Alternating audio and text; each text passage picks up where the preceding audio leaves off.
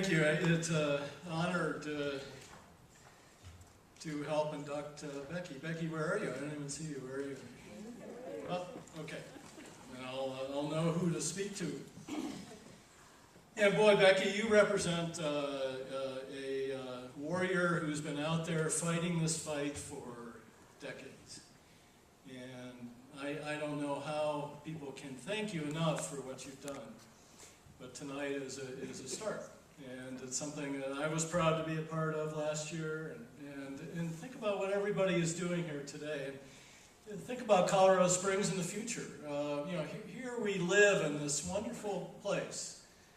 The second largest wildland-urban interface in the country. We drink primary source water we bring from 200 miles away. We have some of the cleanest air of a city our size in the country. We have this incredible outdoor life. But we also have a city that needs us more than most other places. And we need Becky more than most other places. We drive more vehicle miles here than most other cities. Most 60% of us drive SUVs and pickup trucks. We invite our friends and family members and everybody out here to visit. And imagine the city in the future with things like we heard about today, with Manitou recycling throughout the whole city. One hauler drives me crazy, and thank you for doing that. Terry, that was a gutsy thing to do. I don't know where you are, but that was a gutsy thing to do. Really gutsy, and thank you. And Jane, thank you for all you've done. An incredible amount over the years. I mean, you're another warrior. You've been doing this for decades. And the visions that you and Annie have for our future are the visions that absolutely have to be there. And Larry, thank you for the incredible work you're doing. The community gardens, the backyard gardens, the people that are growing their own food. You mentioned 4 projects. There's probably 30 of them out there, 40 or 50 that you've helped put together, and it's just growing leaps and bounds. But Becky, you've been doing this for a long time, for 25 years. Becky is a master gardener. She's a permaculture teacher. She's been involved in probably 10 different environmental committees and efforts in this community in Manitou. You've been leading the effort for decades. You really have, and thank God. I know that a lot of the world we're leaving for our kids isn't what we want it to be. But Becky, it's not your fault. It's us middle-aged white guys that really blew it. Look what happened in the Gulf. But Becky has been doing this for a long time, and any plot of land she could find, she wanted to turn green. And she even said in a Gazette article that she's a compostaholic. That it's great therapy when you've had a bad day to turn a compost pile. It disperses energy. And Becky, you're absolutely right. And she's converted backyards. She's converted places in every part of this region. And Becky's been doing it forever. And thank you so much for everything you've done, Becky.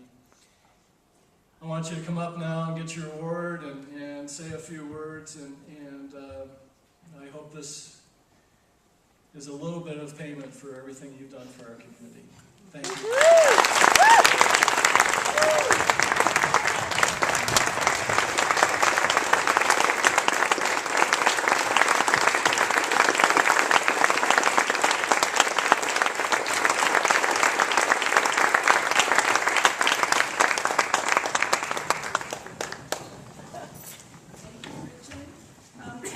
Skorman groupie.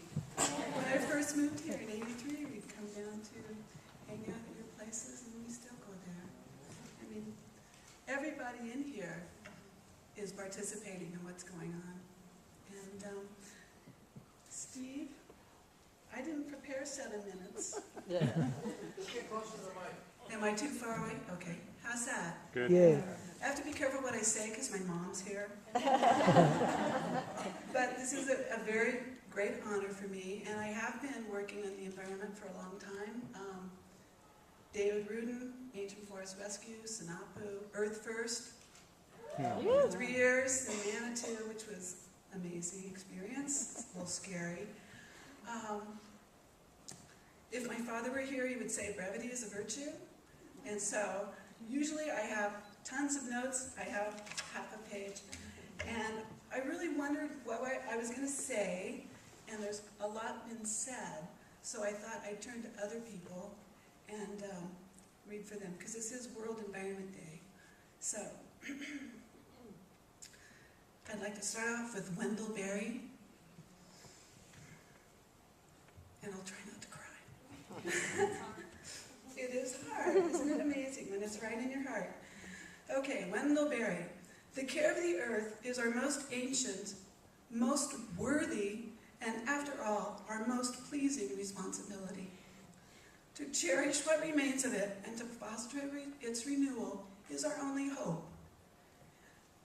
Because it is urgent what we're doing. I mean, we're doing a lot of good things, but it's urgent. And there's a lot of things happening that we are moving towards. Richard mentioned I'm a permaculturalist, and permaculture is all about individual responsibility and individual footprint on the planet. So I really resonate with Wendell Berry. It's really our most important thing is to take care of the earth, which is the prime ethic for permaculture, is earth care. And since most of you might not know what permaculture is, it's a toolbox of designing skills based on nature to create sustainable human habitation on the planet. So we can actually be here and stay here for a long, long time. Okay.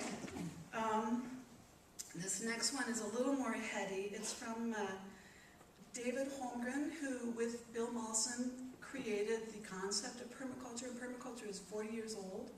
If you're looking for a sustainability design, that's what permaculture is. It's a personal thing. Transition Town is more of a community pattern that is all based on nature, natural laws. There's no waste in nature.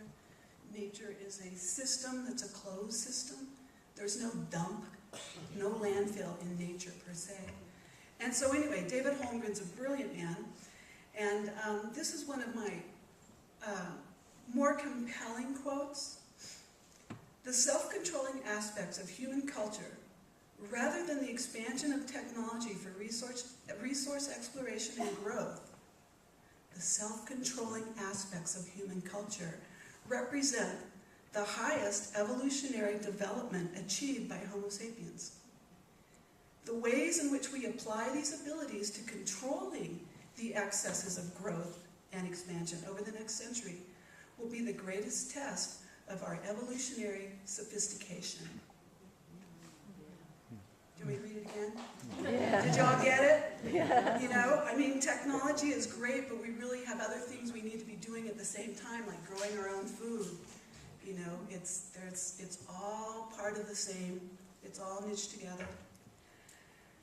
And so since it is World Environment Day, and there's been a lot of talking, I thought, and this was from Brian Fritz of Transition Town, is that maybe we should all just kind of ground ourselves and take a deep breath and spend a minute in silence for the planet.